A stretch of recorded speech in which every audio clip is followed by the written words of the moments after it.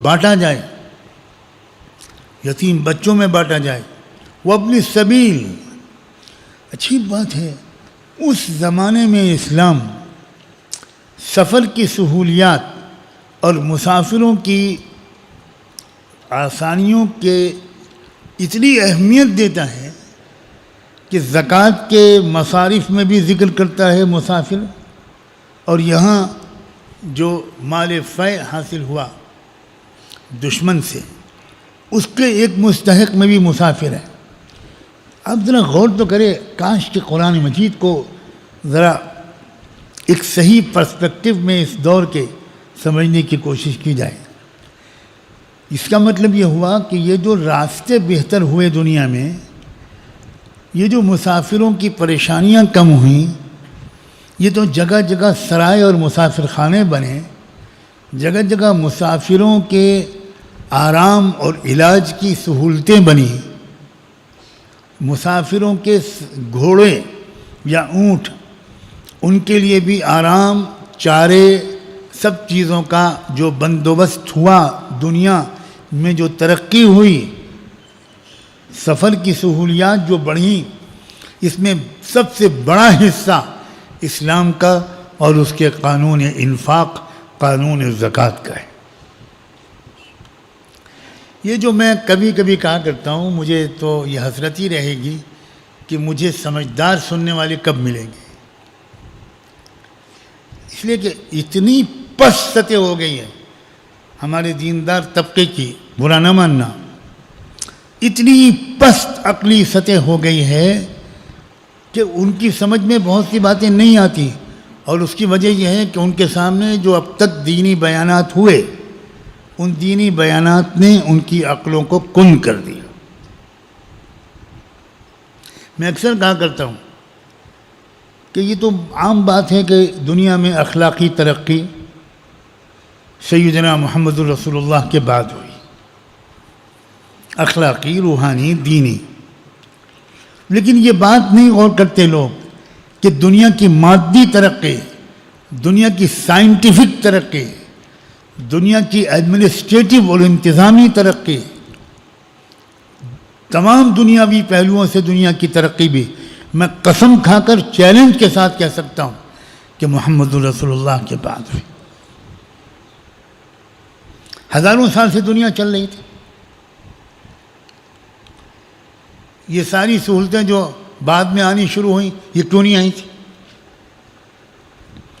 ابھی تو ابن سبیل کا تذکرہ ہے. مجھے شکوہ ہے کہ علماء بھی 99% اس کی اہمیت کو نہیں سمجھتے. یاد رکھیے، سفر کی سہولیات دنیا کی ترقی میں سب سے بنیاد کا پتھر ہے. جب سفر کی سہولیات نہیں ہیں تو ایک جگہ کا تجربہ دوسری جگہ کیسے پہنچے گا؟ ایک جگہ کا مال دوسری جگہ بکنے کے لیے کیسے پہنچے گا؟ ایک جگہ کی مصنوعات، مینوفیکچرڈ آئٹمز، وہ دنیا کی دوسری مارکیٹس میں کیسے پہنچیں گے؟ ایک جگہ کے میڈیکل تجربات، میڈیکل نسخے، وہ دوسری جگہ کیسے پہنچیں گے؟ تو دنیا کی ترقی میں بہت بڑا ایک جو رول ہے وہ ہے سفر کی سہولیات کا. اور کمال ہے کہ زکوٰۃ ہو یا مال فے اور غنیمت، ان دونوں کے مستحقین میں اللہ نے رکھا مسافر. سفر کی سہولیات. اب ایک مسافر ہے، یہ اپنے علاقے میں مالدار ہے، یہ غریب نہیں ہے، لیکن وہ کسی سفر میں ایسے حالات میں پھنس گیا کہ اس کو مدد کی ضرورت ہے. اسلام کہتا ہے یہ مت دیکھو کہ اپنے علاقے میں مالدار ہے، اس وقت وہ تک ضرورت میں ہے، پوری اس سے ضرورت مند ہے، اس کی مدد زکوٰۃ سے کرو.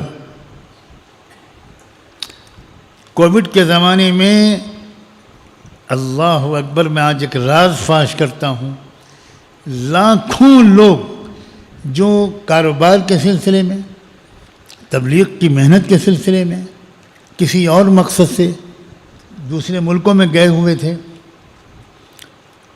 اب وہاں پھنس گئے. وہ اپنے ملک میں غریب نہیں ہیں، لیکن کئی مہینے کے انتظار کے بعد اب جب راستے کچھ کھلنے شروع ہوئے کہ وہ کیسے واپس جائیں اپنے وطن. جو یہاں آئے ہوئے تھے وہ اپنے وطن کیسے جائیں؟ جو یہاں والے کہیں اور گئے ہوئے تھے وہ واپس کیسے آئیں؟ اس موقع پر اللہ کا شکر ہے، اللہ کے کچھ بندوں نے، کچھ طالب علموں نے جرأت مندانہ طور پر اس بات کا رہنمائی کی کہ بلا تکلف زکوٰۃ کا پیسہ وہاں جمع کیا جائے اور ان لوگوں کو بھیجا جائے. اور وہ بالکل قرض نہیں ہوگا. وہ لوگ ذہن پر یہ ٹینشن نہ ہو کہ ہم جب پہنچیں گے اپنے ملک تو ہم کو پیسہ واپس کرنا ہے، اس لیے کہ ہم کو ہوائی جہاز کا ٹکٹ دیا گیا، یہ کیا گیا، وہ کیا گیا. ان کا میڈیکل ٹیسٹ کرا کر اس میں جو خرچہ ہوا وہ ہوا. بلا تکلف زکوٰۃ کے پیسے سے ان حضرات کا بندوبست کیجیے. حکومتوں کے بجٹ پر بوجھ مت ڈالیے. اس وقت سمجھ میں آیا اللہ کے احکام اسلام کے. ابن السبیل بالکل عام طور پر علماء نے لکھا ہے کہ مسافروں کے ٹھہرنے کے لیے مسافر خانہ بنواؤ. اب آپ اسلام کی اپروچ دیکھیے. آج کے زمانے میں سب سے بڑی آمدنی کا ذریعہ ٹورزم ہے. مسافر آئے اور ایک قطرہ خون کا اس کے اندر بچے نہ. ایئرپورٹ پر اترے اور نوچ کھسوٹ شروع ہوئی. Taxi taxi taxi taxi taxi taxi taxi taxi taxi, hotel hotel hotel hotel. یہ مسافر کا مطلب یہ آیا، اب کماؤ اس سے، ہر طرح سے اس کو کماؤ. اسلام کی اپروچ بالکل دوسری ہے. اسلام کی اپروچ یہ ہے کہ مسافر کو راحت پہنچاؤ، مسافر کو دو. مسافر سے لے رہے ہو تم، یہ کس قدر بے غیرتی کی بات ہے. یہ ہے وہ چیز جس کو میں اسلامی تہذیب کہتا ہوں. اسلامی تہذیب میں مسافروں سے کچھ بھی لینا یہ غیر اسلامی ہے. ہم لوگ جماعت میں نکلے ہوئے تھے بہت لمبی مدت کے لیے. میں جب مدینہ منورہ میں پڑھتا تھا تو اسٹوڈنٹس کی جماعت کے ساتھ لمبی مدت کے لیے نکلنا ہوا سعودی عربیہ کے بالکل بارڈر تک، جہاں سے یمن شروع ہو جاتا ہے. بہت پرانی بات ہے. اس وقت پرانی عرب تہذیب، اصلی اسلامی تہذیب دیہاتوں میں زندہ تھی، اس لیے کہ اللہ کے فضل سے وہ پڑھے لکھے لوگ نہیں تھے. سب سے کنجوس، سب سے حریص، سب سے زیادہ لٹیرے وہی ہیں جو بہت پڑھے لکھے ہوتے. یہ بات میں کئی اداروں کے درمیان میں بیٹھ کر کہہ رہا ہوں. وہ لوگ بالکل سمپل دیہاتی بدو اصلی عرب تھے.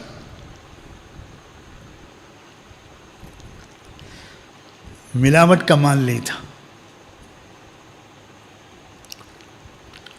تو ہماری جب گاڑی گزرتی تھی تو گاؤں کے نکڑ پر چھوٹے چھوٹے بچے، چھوٹی چھوٹی بچیاں دودھ اور چھاچھ سمجھتے ہیں نا، کچھ لوگ اس کو مٹھا بھی کہتے ہیں، وہ بڑے بڑے پیالوں میں لیے کھڑے رہتے تھے. اب میں کنجوس ملک کا گیا، کنجوس باشندہ، بنیوں کا علاقہ. ایک ہیں بنیوں کا علاقے، ایک ہیں نبیوں کے علاقے.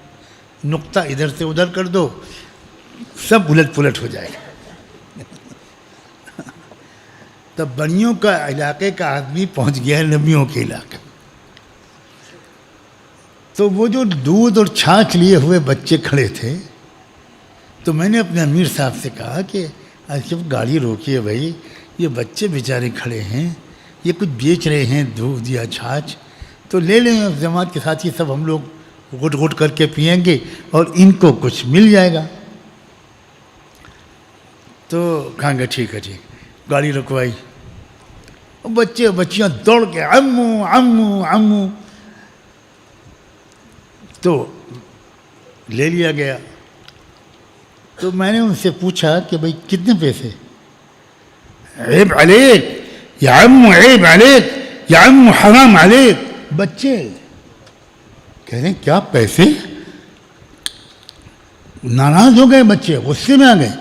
بچے نہیں نہیں نہیں، ہم لوگ یہ بیچ نہیں رہے، ہماری اماں نے ہم کو بھیجا، ہماری خالہ نے ہم کو بھیجا کہ جاؤ مسافر گزریں گے ان کو پیش کرو، یہ ہماری تہذیب ہے۔ دن بھر کھڑے رہتے ہیں بچے۔ اب بنیوں کا باشندہ کیا سوچ رہا ہوگا اس وقت؟ یہ ہے ابن السبیل۔ مسافر کی حیثیت، مسافر کے حقوق، مسافر کے آداب کیا ہیں، سہولتیں فراہم کرو ان کو، اور اس کو زکوٰۃ سے بھی کر سکتے ہو اگر اور کوئی مد نہیں ہے تو، مال غنیمت سے بھی کر سکتے ہو سرکاری طور پر، مال غنیمت اور زکوٰۃ دونوں سرکاری طور پر ہوگا، سب اجتماعی نظام کے تحت ہوگا۔